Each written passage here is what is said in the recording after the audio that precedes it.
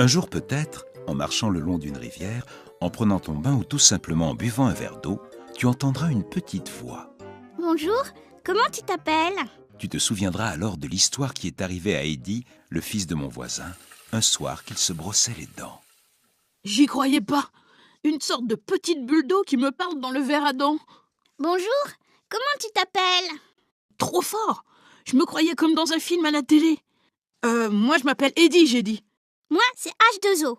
H comme hydrogène, O comme oxygène. Je suis une petite goutte d'eau pure.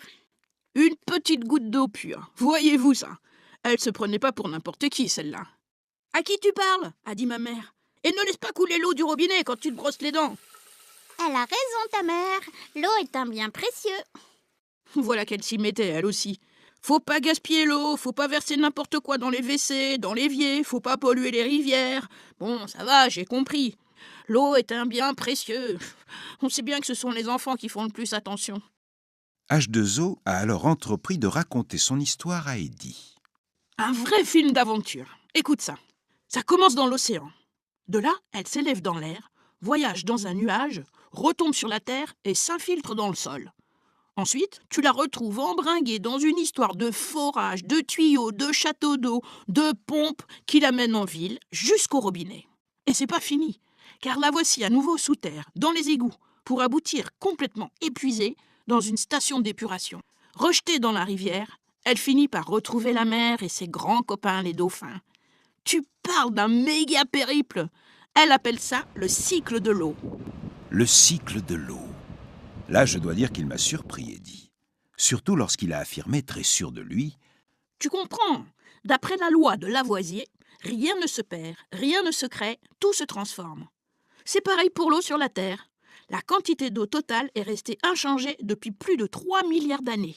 3 milliards d'années! Tu te rends compte? et c'est H2O qui t'a raconté ça ?»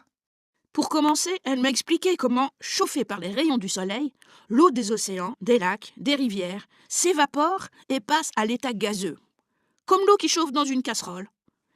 Elle m'a également parlé de l'évapotranspiration. C'est la transpiration des plantes qui dégage aussi beaucoup d'eau, en particulier les arbres dans les grandes forêts tropicales. Je parie que tu n'y avais pas pensé. Et toute cette eau évaporée s'élève dans l'atmosphère. Du coup, en se refroidissant, la vapeur d'eau se transforme par condensation en minuscules gouttelettes qui s'accumulent et forment les nuages. Tu vois, c'est simple.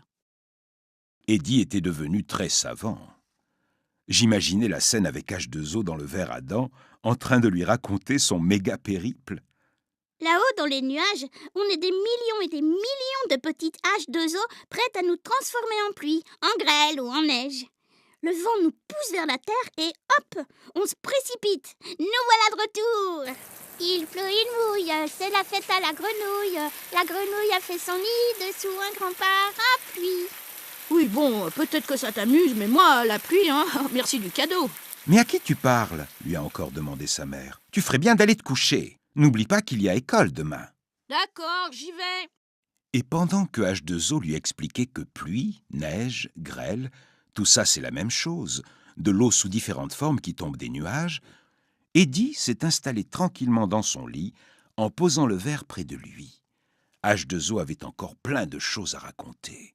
Le cycle de l'eau ne faisait que commencer. Alors, elle t'a parlé du ruissellement quand elle dégouline sur le sol? De l'infiltration? Des nappes phréatiques? Bah évidemment. Je peux même te dire que j'en connais un bout sur la question. Par exemple, si tu tombes à la campagne, c'est pas compliqué. Tu t'infiltres immédiatement dans le sol et tu te laisses glisser, ni vu ni connu, vers une nappe souterraine. En ville, là, c'est autre chose. Les gouttières, les trottoirs, les caniveaux, bonjour les égouts, je te raconte pas, c'est plutôt moisi comme plan. Tu veux que je te dise? Le top du top, c'est dans les montagnes. Toutes les petites H2O en rêvent. Waouh, là c'est super cool. Tu ruisselles sur les rochers, tu t'engouffres dans les torrents, tu rejoins les lacs, les rivières et tu retournes tranquillement à la mer en te laissant porter par le courant. Et pour toi, comment ça s'est passé? Lui a demandé Eddie. J'ai atterri en pleine campagne, dans un champ de céréales. Et quelques mois plus tard, je me suis retrouvée dans une belle nappe phréatique.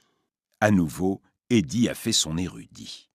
Tiens, je parie que tu sais même pas comment se présente une nappe phréatique. J'en avais une petite idée, mais j'ai joué les imbéciles. Comme un grand lac souterrain, évidemment. Trop nul! Quand je vais raconter ça à H2O, alors là, elle va bien se marrer. Bon, je t'explique. Une nappe phréatique, c'est comme une éponge géante logée sous terre. Au début, elle est à sec. À un moment donné, l'eau qui s'infiltre est arrêtée par une couche d'argile imperméable. Là, elle s'accumule peu à peu, on pourrait même dire goutte à goutte, en se glissant dans les millions d'interstices laissés par les sédiments. Comme si l'éponge se gorgeait d'eau. Et c'est là qu'on va la chercher. Et en effet, confortablement installé dans sa nappe souterraine, H2O attendait la suite de ses aventures qui allaient la conduire jusqu'au ver Adam d'Eddy.